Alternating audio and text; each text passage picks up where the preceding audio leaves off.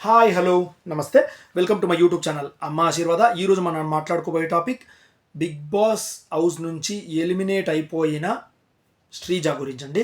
ముఖ్యంగా శ్రీజ ఆట తీరు అన్నీ కూడా మనం మొదలే మాట్లాడుకున్నాము. తన ఆట తీరు ఎలా ఉండేది అని చెప్పేసి కూడా మీరైతే చూసినారో.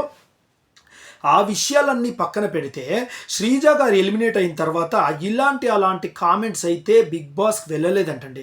అది ట్విట్టర్లో కానివ్వచ్చును, ఇన్స్టాలో కానివ్వచ్చును, యూట్యూబ్లో కానివ్వచ్చును, వెబ్సైట్స్లో కానీ వచ్చిన ప్రతి ఒక్క జాగాలను బిగ్ బాస్కి అయితే చాలా నెగిటివిటీ ఫామ్ అయిందంటండి. అలాంటి నెగిటివిటీ కాదు, చాలా నెగిటివిటీ ఫామ్ అయిందంట. ఆ నెగిటివిటీని చూసి బిగ్ బాస్ హౌస్ వాళ్ళే చాలా ఆశ్చర్యం పడతా ఉన్నారు. బిగ్ బాస్ హౌస్ వాళ్ళు అంటే బిగ్ బాస్ కంటెస్టెంట్స్ కాదు, Bigg Boss technicians Bigg Boss గురించి వెబ్సైట్స్లో కానీ దీంట్లో కానీ ఏమేమి వస్తూ ఉంది అనేది దాన్ని చూసే వాళ్ళు చాలా ఆశ్చర్యం పడతా ఉన్నారంటండి.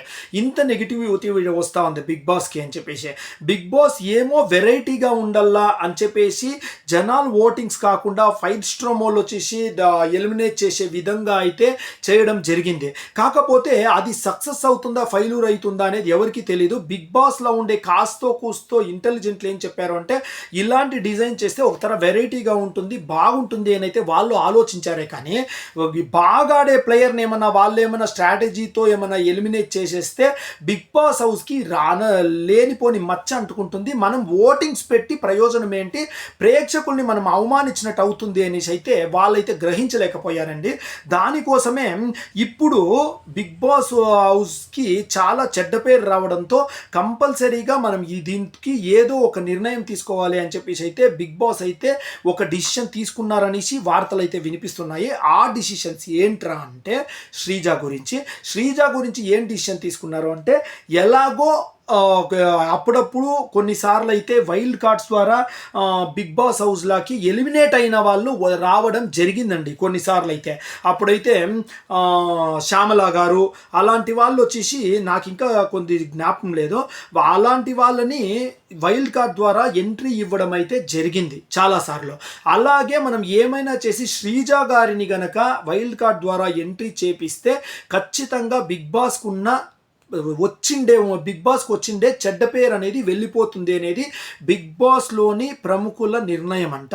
అది ఏం చేస్తారా అనేది మనకైతే ఇంకా పక్క క్లారిటీ లేదు. కానీ ఖచ్చితంగా నాకైతే వైల్డ్ కార్డ్ ద్వారా శ్రీజ అయితే ఎంట్రీ కావచ్చును. దమ్ము శ్రీజ ఈసారి ఎంట్రీ అయితే మాత్రం తన ఆట తీరే వేరే లెవెల్లో ఉంటుందనేసి అయితే నేనైతే ఖచ్చితంగా చెప్తానండి. ఎందుకురా అంటే ఫస్ట్ టైం వచ్చేసే అంత ఆట బాగా ఆడిన వ్యక్తి, తనలోని డిసడ్వాంటేజ్ ఏంట్రా అని తను తెలుసుకోకుండా ఉండే వ్యక్తి ఇప్పుడు అవుట్ సైడ్కి వచ్చి తనలోని డిసడ్వాంటేజెస్ ఏముంది, తను ఎలా ఆడితే జనాలకు లైక్ అవుతుంది, తనని జనాలు ఎలా చూడాలనుకుంటున్నారు అని చెప్పేసి పక్కాగా తెలుసుకోండే వ్యక్తి శ్రీజ దమ్ము గనక ఈసారి గనక బిగ్ బాస్ హౌస్లోకి వస్తే ఆ కథే వేరప్ప.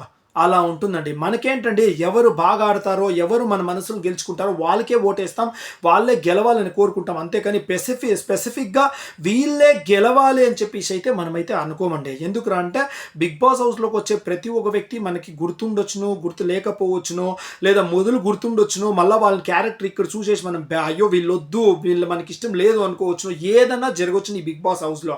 కాకపోతే ఏం జరిగినా వాళ్ళ గురించి ఆడియన్స్ ఏమనుకుంటున్నారా అని చెప్పేసి అయితే ఎవరికి తెలియదండి.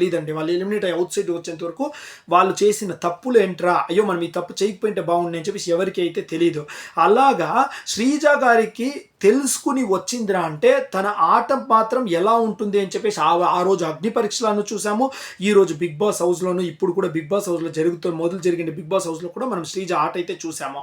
తనలోని నెగిటివ్స్ నుంచి కాస్తో కూస్తో ఓటింగ్స్ పవర్ తగ్గిండొచ్చున, కానీ ఆ ఓటింగ్స్ పరంగా కాకుండా వేరే విధంగా తను ఎలిమినేట్ అయింది కాబట్టి ఆ ఓటింగ్స్ ఎలా తగ్గింది అని కూడా తను కూడా రీసెర్చ్ చేసుకుంటుంది. తనకు ఆల్రెడీ మెసేజ్ వెళ్ళింటే బిగ్ బాస్ హౌస్లో శ్రీజ వస్తుంది దగ్గరలో అని చెప్పేసి కన్నా తనకు మెసేజ్ వెళ్ళింటే మాత్రము తను ఇంకా బాగా స్టడీ అయ్యి ఈసారి బిగ్ బాస్ హౌస్కి వచ్చి తన పవర్ ఏంటో ఖచ్చితంగా చూపిస్తుంది. తన అభిమానులతో పాటు వేరే ఇతర అభిమానులను కూడా ఆకర్షించే విధంగా తన ఆట ప్రదర్శిస్తుంది.